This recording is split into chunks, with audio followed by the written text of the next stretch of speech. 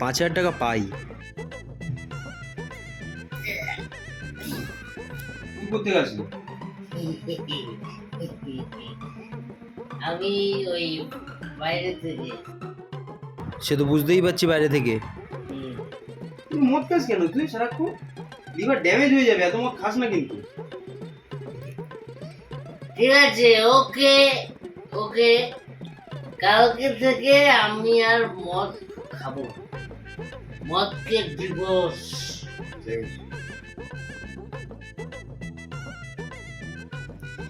ও মা, মাগো, কি যে কষ্ট, একটু মদ হলে ভালো হতো।